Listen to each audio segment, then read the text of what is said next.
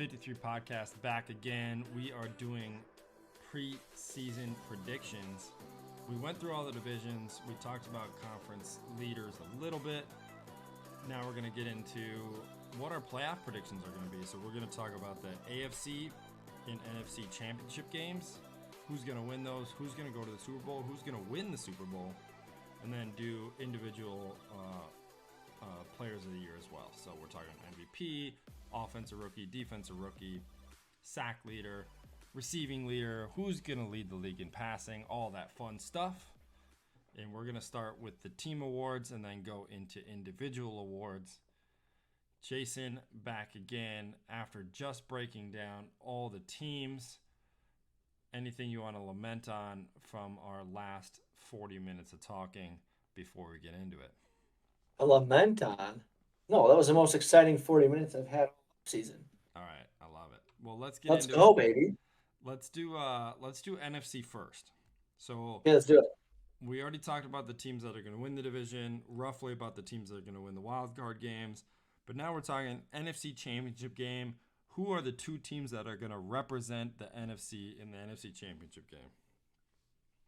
You know, you said the word lament just a second ago, and I immediately am taking this back. I'm not lamenting last episode. I am going to be lamenting this comment because I feel like there's a lot of talent in the league, and I love that any given Sunday is any given Sunday. But I feel like the later rounds of the playoffs are going to lead to a lot of the same the next couple of years, and that being Bucks Packers. While we still have the two elite quarterbacks there. And I think it's going to go for both conferences, to be honest with you. I got Bucks Packers in this one, and the winner will be the Bucks. Again. Wow. Back to back. It's not original. There's too much going for him. It's the easy answer right now.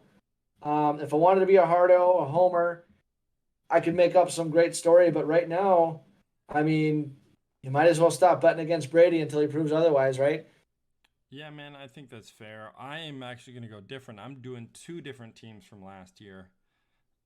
Really? Cool. I am, and I'm actually going to go with the Rams. I told you I'm excited about the Rams. I'm taking the Rams here in the division, and I'm going the Vikings. You got to be kidding me right now. I am going the Vikings. Are you serious right now? You're going Vikings to the Super Bowl? No, I'm going the Vikings to make it to the NFC Championship game, okay? The NFC Championship game? God, you're higher than Zimmer and a fucking chew a red man. The Vikings got everything they need to make a push. This is our year. Sign us up. Here we go. Vikings. But I will say the Rams is going to represent the NFC in the Super Bowl. I really do. I have a feeling, man.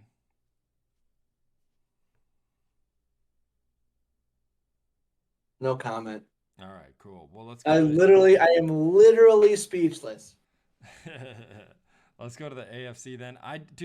There's just something about me that feels like more often than not, it's the number one defense against the number one offense in Super Bowls. It just happens to be that way. And I think the Rams come back as the number one defense. And then number one offense is a fight for me in the AFC. And I'll go with mine first. And I'm going Chiefs and Bills. They're going to fight as the number one offense. And it's hard for me. It's hard for me to not take the Bills because their momentum is crazy. But I'm going to go Chiefs, and I think the Chiefs make the Super Bowl again. And that story of Patrick Mahomes being the best quarterback of all time just continues to build. And it's going to be that same story. He's the best quarterback ever, but he ain't going to win 6 Super Bowls, yada, yada. And this adds to that story. So I'm taking Chiefs, Bills, with Chiefs winning in the AFC. I'm also taking the same prediction in the AFC, which gives me a rematch from last year in the Super Bowl. I know it's not sexy, but I just can't stop thinking about your comment about the Vikings. You guys, the closest you guys got was the Minnesota Miracle, and you had a better roster then than you do now. And the league has improved dramatically in those 3-4 years. I don't know, man. We got a good There's roster. no I think way. people are sleeping on our roster, Jason. Because it's fucking NyQuil. No, dude, our offense is explosive. We all know that. So was a bad burrito. In our defense, our defense, man. Dude, we sucked last year, don't get me wrong, but we have completely new corners. Our whole corners are different.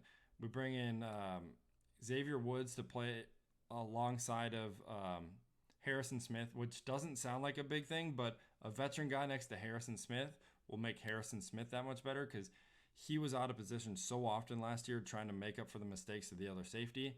I don't think it happens with Woods. I don't think he's that good of a player, but he knows how to play his assignment. And then we get Danielle Hunter back, who could lead the league in sacks. And then we got two big guys on the inside, Michael Pierce, who didn't play last year because of COVID. And then we bring in Dalvin Tomlinson, who's been a stalwart in the middle. I like our team, and I like our chances. Good for you. I could hype up the Bears defense just the same exact way, except we don't have an overaged, athletic man-to-man corner playing zone. We don't have our best pass rusher coming off an injury and a contract controversy. And I don't have a bunch of no-name guys that are young. And who's the guy that's going to jail from your defense this year? It seems to be every other year somebody goes to jail. Oh, wait, he already got cut, your first-round pick. Sorry. Yeah, I mean, like, come on, dude. it's gonna happen. Here we go. You guys are going to end up getting the 14th pick again, and you're going to pick another corner. Now, this is it. This is the year, Jason. I appreciate your fandom, but do not spew that crap on this podcast. Hey, this is the first time I've been a Viking homer on this podcast in over a year. In over a year, it's only been, oh my goodness. Okay, well then I'm gonna come back with a Bears thing the second Justin Fields hits the field. Yeah, hey, that'll be exciting. It's better than what you guys were going through last year. Remember that? I mean, you didn't know who was going to play quarterback on the Thursday before the Sunday game. I mean, it was insane. Does Mitch ride the Bills through the playoff because the MVP to be Josh Allen gets hurt and Mitch takes him to the Super Bowl? Holy shnikes, my heart's not ready for that. Just think about that. Talk about the Bills needing to learn how to run the ball. But let's get into it, dude. MVP. That's the next thing. Well, Super Bowl champs. Super Bowl. I'm going with the Kansas City Chiefs. I think they make an emphasis on offense to run the ball more. They were running the ball really well during the regular season. Lost that identity a little bit in the playoffs, and then they got down bad in the Super Bowl. I don't think that happens again. I think they come with newfound vigor, and they win the Super Bowl. Patty Mahomes, Super Bowl MVP. I'm going to have the Chiefs solely because they got an improved line. And I don't think Andy Reid gets beat twice like that. I really don't. Well, let's go to the regular season awards. We'll start it off with the big one, MVP. I already tipped my cap. Josh Allen. He is going to be the reason. He's going to be the reason that team sinks or swims, especially because we know they don't have a run game. They don't have another dimension to that offense. And he's the reason they've been put in such good spots, especially defensively. He's able to take time off the clock, long drives, get them rested. He can score from anywhere. He is the energy. They've called him the general out there. So, I mean, what else can you say? He means more to his team than maybe I think only Aaron Rodgers would be the other comparison for what this guy means to this team. I mean, because you look at the Bucs, they have probably one of the most complete rosters aside from Brady, right? And some of those other teams that could be in contention. Because usually the MVP comes from not the Super Bowl team necessarily, but a strong team, a playoff team, one that gets noticed. You're not going to get the MVP on a 1-17 team or 16 team, whatever it is this year, Yeah, well, I think you hit it on the head. He has all the kind of characteristics of an MVP. The only other guy that I was looking at is like Kyler Murray. If they're able to push for a playoff spot. Aaron Rodgers, there's no way he throws for 48 touchdowns again, so that regresses. Patrick Mahomes has now been put in the LeBron James category now. I've talked about this before on the podcast, that it's so expected out of Patrick Mahomes that even if he threw for 50 touchdowns and 5,000 yards, they'd be like, oh, that's expected of him, so he doesn't get the MVP because that's expected. And then Russell Wilson's kind of in that same category. I don't think he's going to put up big enough numbers. So it really narrows down the MVP search. They're not going to give it to a guy like Derrick Henry. He was, if it wasn't for Aaron Rodgers last year, he was the MVP. So yeah, I like Josh Allen here, which brings us to Offensive Player of the Year. They should change this name of the award from Offensive Player of the Year to Offensive Player of the Year, not a quarterback. And the MVP should just be a quarterback award, and then we solved all our problems. But Offensive Player of the Year, Jason, who do you got? I have Run CMC. I think he's not going to miss a step. Really? There's not much else to say. I think he's going to have a little bit more dynamic offense. He's got some more scoring opportunity than what he had even before, and I think it's going to be magic. I think that's really exciting. I did not see that out of you. I'm going to go with the running back as well, and my running back's going to be Devin Cook. If I think the Vikings are going to go to the NFC Championship, it's on the back of Devin Cook. The dude can very easily score 20 touchdowns this year. He had 1,500 yards on the ground last year. I could see that being repeated. I like Devin Cook as the Offensive Player of the Year. I dig that. So lead me into defense. Defense. So I think this is much harder to predict because sacks aren't guaranteed. This has, in the last 20 years, has really come down to the guy who gets the most sacks. That's really kind of how it plays out. Unless somebody has huge interception numbers or lockdown numbers like a Stephon Gilmore. I don't think we have a player like that currently in a position to do something like that. So I am going to go with Chase Young. In his second year, Chase Young leads the Washington football team in sacks. Maybe not the league in sacks, but that's where I'm headed. I dig that. I'm going to go cheap and easy. I'm going to go with the NFL's top 100, number one player, Aaron Donald. Yeah, There's not much else to talk about. Everybody knows the storylines. I think that's what it is. Yeah, I mean, you can't go wrong there. God bless you. You can't go wrong with Aaron Donald. He seems to win the award, if not every year, every other year. So that's probably a good play there. Let's go to rookies, Jason. Offensive Rookie of the Year. See, this one I feel like usually ends up being a quarterback deal anyway, but I don't think the quarterback's going to take us by storm as much as we think. So my gut's telling me, and my hopes for my fantasy team are telling me, Najee Harris, running back for the Steelers. I like the way he does it. I think he's a prototype. That offense allows for him to be everything: short yardage, long yardage, up the middle, stretch, pass, screen, design passes, all that stuff. I think it's going to be a lot of a Le'Veon Bell-esque, where he goes, the offense goes. Yeah, I mean, I think you're exactly right. The opportunity is definitely there. Knowing that this is mostly a quarterback award, I'm looking at quarterbacks. Who's starting as rookies? You got Wilson, you got Trevor Lawrence. I think Trey Lance will get his shot at some point. Justin Fields might be getting his shot at some point. But I'm going to go with the number one overall pick, and I'm going to go with Trevor Lawrence. Like we mentioned before, I think his weapons there are good enough, especially Marvin Jones. People are not talking about him enough. I think he makes quarterbacks better. Chark's a good option. Chenault's a good option. They lose their first round draft pick in the backfield with Travis Etienne, but James Robinson was a 1,000-yard guy and can catch out of the backfield. That helps this offense. Urban Meyer's going to get it going. I'm going with Trevor Lawrence. I can dig that. I wanted to be creative with the rookie of the year thing. I'm not a quarterback, but I think that's what it is. So who are you thinking about for defense? I was thinking about defense myself, and we didn't have a defensive player picked until I think 8 or 9, and we had some cornerbacks go off. I know you and I were talking. This is typically a pass rusher, but not a lot of sexy defensive picks. A lot of question marks. A lot of okay, I see it. Draft picks on especially the first round. Tell me what you're thinking. Well, I think the most exciting rookie on the defense side of the ball this year is Micah Parsons, who's playing for the Cowboys. But how does a linebacker win a Player of the Year award? It's only through sacks. He's not going to get sacks, so I'm not going to play him there.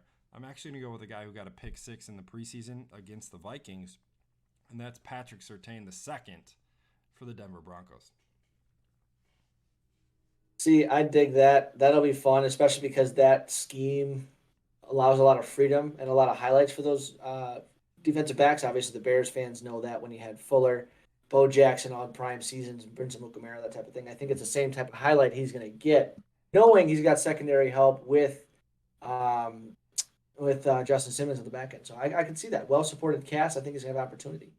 Um, I'm noticing, like my offensive rookie of the year, my defensive rookie of the year is going to be predicated based on volume, just by sheer opportunity. So I am going to go with Micah Parsons because I think he's going to have a mix of sacks, tackles for loss, and picks this year.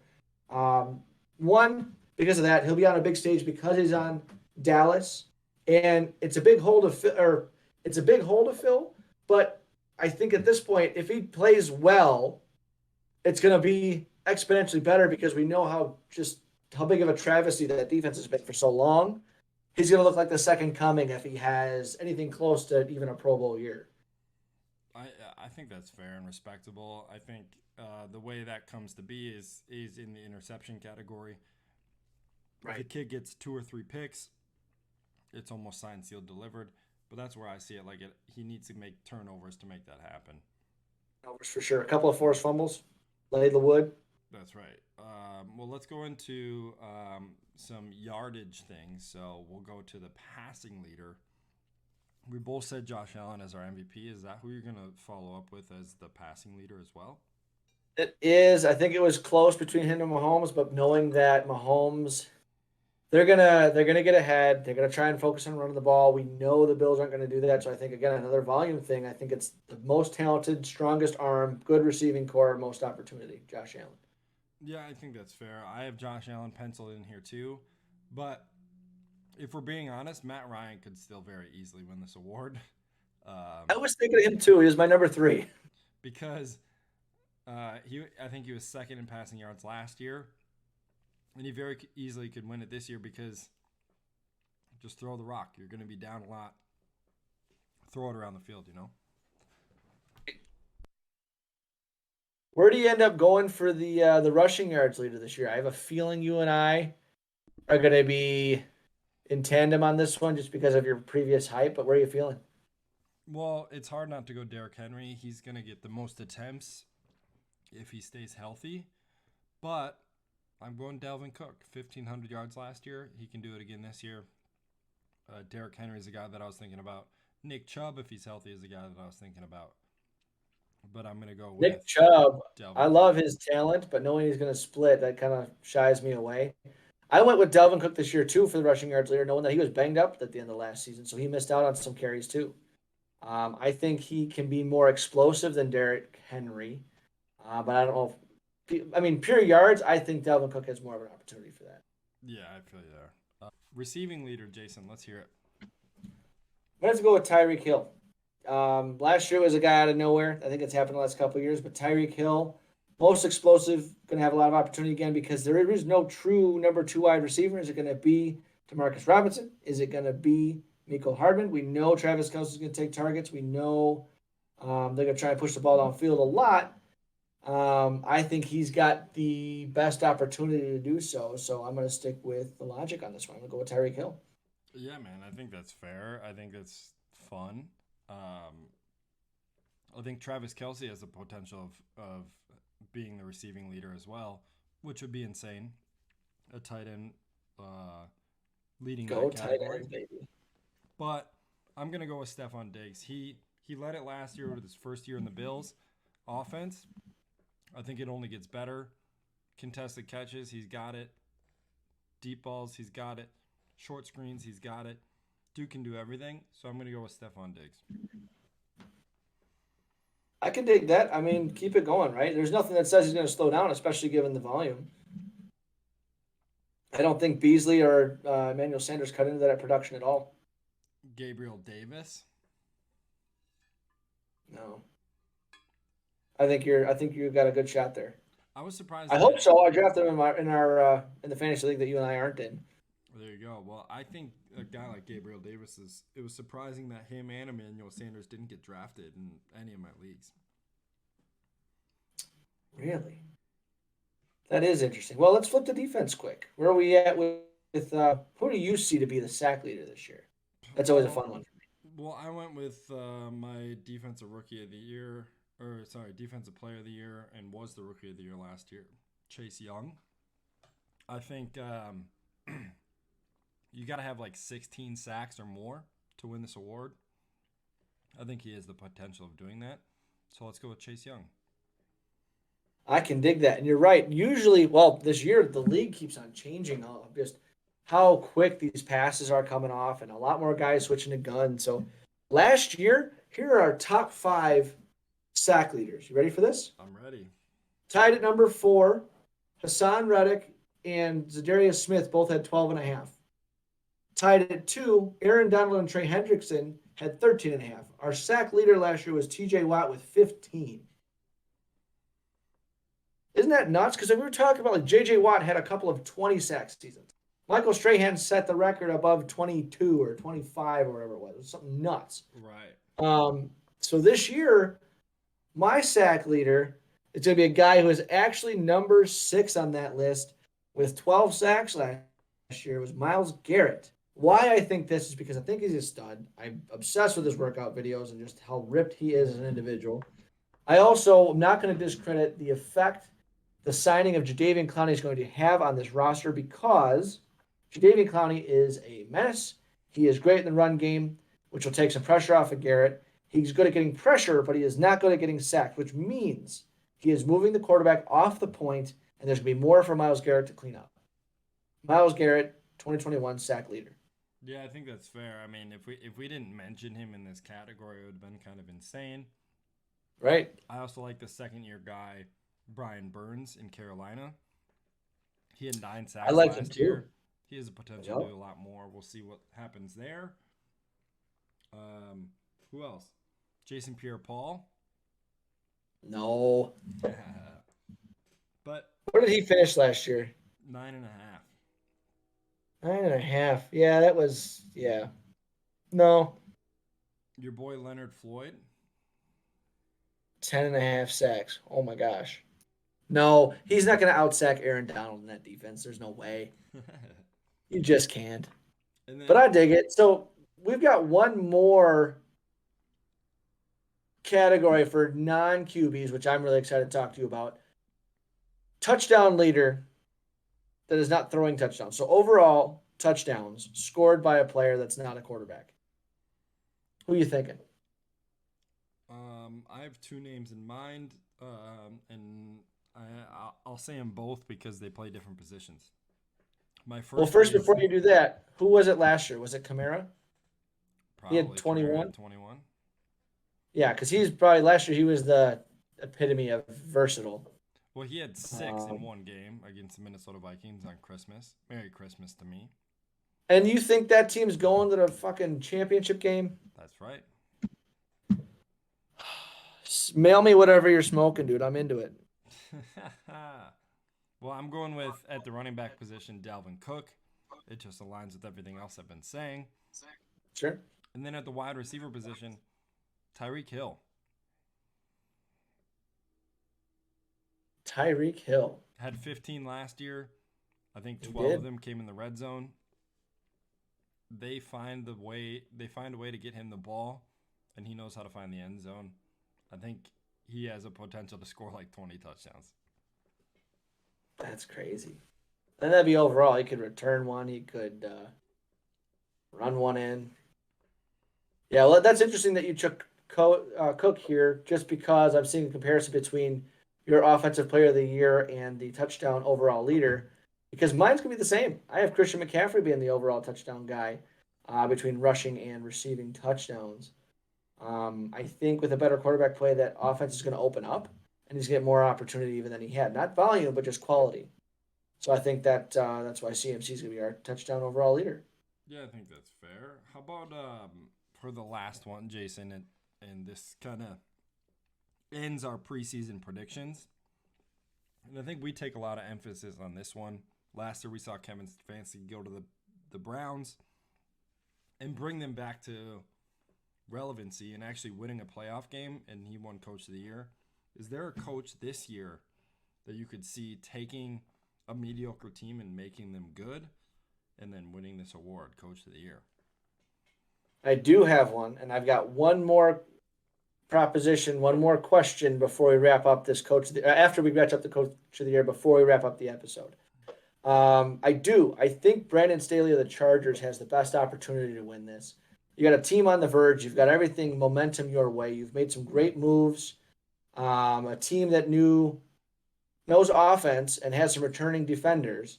You got a defensive-minded coach. He's done a lot of things in a lot of different coaching areas. He's coached a lot of different positions. I think he's going to be the guy that they're looking for. And I think if they make the playoffs, I think he is going to be Coach of the Year. Yeah, I'm with you. I mean, he checks all the boxes just like Josh Allen checks all the MVP boxes. Right. And the Coach of the Year should probably go to Bill Belichick this year because they're going to make the playoffs and win a playoff game. But how do you give Bill Belichick a Coach of the Year? He's going to get the LeBron treatment too, though. He just treatment. Takes average teams and makes them good. Yep. So he's not going to get it. So it's going to go to a guy like Staley. It could go to a guy like Juan Rivera. I like Staley there, though, too. I think you have one more to touch on, and then we will call it a podcast for our last podcast of the preseason. Love that. Yeah, so one that we did not talk about pre-episode, and I think there's three names that really stand out here, and I'd be surprised if you didn't pick one of the three or talk about all three. Comeback Player of the Year. Yeah. Off the cusp, who you think about right now? I think they'd love to give this to the guy with the most recognition, and I think that's going to be Dak Prescott. Yeah, that was my number one thought. And then two of the background names I know we both like to watch is Christian McCaffrey and Derwin James. Now, that Derwin James is a stretch, but I know that's one guy that we both really appreciate how he plays. You could arguably say Saquon as well. But I think if Saquon fits the bill, of course. And he's one with more recognition, I think, than the other two. I mean, Christian McCaffrey is the fantasy god, but for some reason, the Saquon thing just kind of took over, and everyone's waiting, especially being on a crap team and yada yada. So, a couple of fun guys, rooting for all of them. There's not a guy that I don't want to win that one. Everybody loves a good comeback. Obviously, it's not going to be like the Alex Smith year last year, but right. Some pretty cool stuff. Did Teddy win it? I bet he probably didn't win it after his knee stuff. He almost lost his leg. Yeah, Teddy didn't win it because he didn't have he didn't start that next year. Well, that's right. He spent it as a backup. Yep. Right. Well, anyway, that was fun. I think that's it, dude. I think we nailed all of these. They're all gonna come true, even the Viking pick in the NFC Championship. So. Yeah, and then we're gonna start getting paid to do this, and then you'll see us on ESPN. One of these days. Yeah, or NFL Network. I think I'd prefer that. Actually, you know what I prefer? I want to take Nate Burleson sat on the Good Morning Football. Dude, Good Morning Football knows what they're doing. I haven't watched them in a while, and I usually watch them once the season comes back around. But man, they're fun. They're entertaining. They're really good. I get the highlights every once in a while. So every other day I see something. But it's also just kind of refreshing to me to have two or three guys in the media that are pro Bears that aren't hometown Bears, like the guys that I listen to. So you get Kyle Brandt on Good Morning Football, and you get Adam Rank in the fantasy world. I think that they have a little bit of hype and homer to them, but they're not unrealistic. But it is nice to have somebody positive kind of pushing for something, because you know what? That's the same thing. It's like, I don't like Ohio State guys at all, but we got Justin Fields, so I might as well get used to it. I might as well, it is what it is. I'm not going to be pissed off for the next 4 to 10 years as long as we get them. Yeah, don't be that guy. So, yeah, don't be that guy. I don't want to be the I told you so guy. I'd rather guess what I'm going to guess and be wrong and have everybody overperform. But you ain't wrong. You ain't wrong. Hey, Good Morning Football guys are also Kirk Cousins and Minnesota Vikings fans, so I'm a fan of Good Morning Football. Nate Burleson, shout out. I didn't say they were perfect. Anyway, I think that's all we got, man. We are excited to kick off the season. This podcast will go out on Wednesday. The Wednesday, one day before the NFL season starts on Thursday night. Anything you're looking forward to in that Cowboys-Bucks matchup? Do you think that's a close game, Jace? I don't think it's going to be a quality game. Will it be close? I think it's going to be getting some come from behind shootouts from Dallas. But I don't think it's going to be a good game, unfortunately. You might get some fourth quarter surprise, but I think it's going to be pretty weary going into the half. I think it's going to be really back and forth. It's going to remind me of that Bucks-Bears game last year, if you remember that ugly game. I think that's what that was pretty ugly. I thought when you said going back and forth, I thought you were going to say Chiefs-Rams of old a couple years ago. No, not back and forth scoring, back and forth, punting, running the ball. Everyone thinks it's going to be high-flying scoring because of the two teams that like to put up big numbers. It's going to be back and forth, 21-19. Bucks win. Bucks win. I mean, the better team's going to come out. Well, that's what especially because they had hard knocks. You know, the Cowboys are going to be. It was not even a good. I've heard it's not been good this year. I'm not watching it. They're going to be feeling themselves, and I don't think it's warranted. Hey, I'm going with the Cowboys this year. I just don't think that they're going to win week one, but I do think they're going to win their division. I am excited for football, my friends. And that's it for us for the preseason predictions. I'm Luke. This is Jason. We're signing off. 53 Podcast. Peace. Deuces.